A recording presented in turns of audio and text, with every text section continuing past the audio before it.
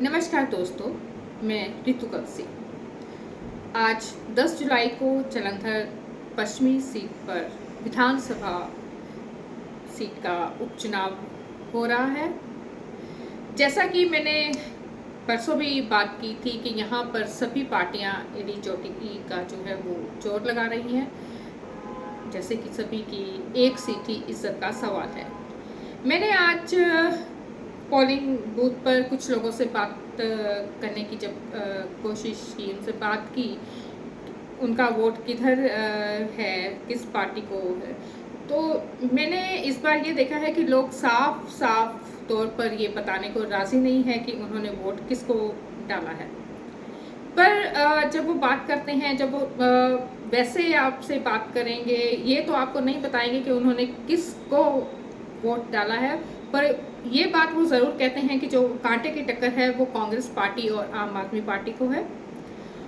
यहाँ पर बात करते हुए जो मैंने अंदाज़ा लगाया, एक ये बात थी कि जो भाजपा को समर्थन देने वाले लोग हैं, उन्होंने इस बार भाजपा को वोट इसलिए नहीं दिया क्योंकि उनको पता है कि भाजपा यहाँ पर जीत नहीं सकती, लेकिन कांग्रेस को हराने के चक्कर में उनका जो वोट है वो आम आदमी पार्टी को गया है।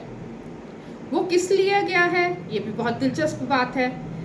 मेरी एक जिन्होंने भाजपा को वोट किया है, उन्होंने कहा मेरा नाम नहीं लेना क्योंकि यहाँ जिस क्षेत्र में हम रहते हैं तो काफ़ी कुछ ऐसे होते हैं जो नामवर लोग होते हैं और आपस में सभी जानते हैं, उनको बोला होगा कि किस हिसाब से डालना है।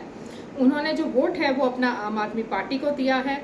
उन्होंने क्यों दिया है ये जो बताया वो एक दिलचस्प बात है। उन्होंने कहा है कि मैंने वोट इसलिए आम आदमी पार्टी को दिया है, मैं भाजपा को ही देना चाहता था क्योंकि मैं नहीं चाहता कि कांग्रेस पार्टी यहाँ से जीते। तो यानी भाजपा के समर्थन, क्योंकि इस एरिया में जो है शहरी कुछ अगर हम देखें तो भाजपा के काफ़ी समर्थक यहाँ रहते हैं, पर उनको पता है कि जैसे भाजपा का चल रहा है दौर, वो नाजुक स्थिति ही है।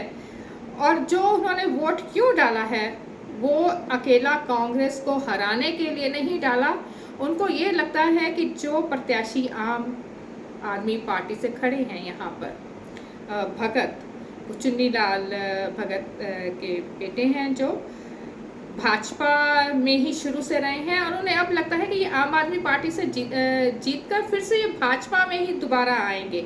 सिर्फ सभी को ये लग रहा है। उन्होंने कहा कि मेरे जो साथी हैं वो भी यही सोच रहे हैं कि ये जीत के बाद दोबारा से भाजपा में आ जाएंगे, इसलिए हमने जो है ये वोट भगत को डाला है।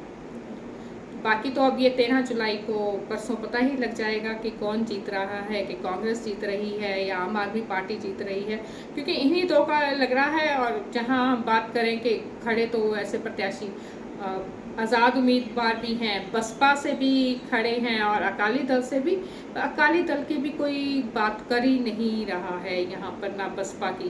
बल्कि अगर ये क्षेत्र देखें जहाँ पश्चिमी क्षेत्र है, तो यहाँ दलितों का वोट बैंक भी जो है वो काफ़ी ज़्यादा है। उसके बावजूद भी जो है वो बसपा को कोई, मुझे नहीं लग रहा कि जा रही है वो। वैसे भी ये जो सीट है, ये हम कहें कि ये सीट है तो एक जिसको कहते हैं आरक्षित सीट ही है। तो चलिए देखते हैं, जो भी होगा ये परसों सामने आ ही जाएगा। आखिर हमारे मुख्यमंत्री साहिब ने यहाँ पर बहुत ज़्यादा जोर लगाया है। वो खुद ही आकर यहाँ डेरा जमाए बैठे हुए थे।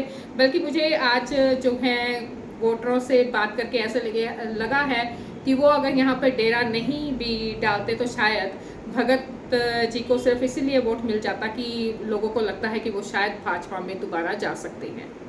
नमस्कार।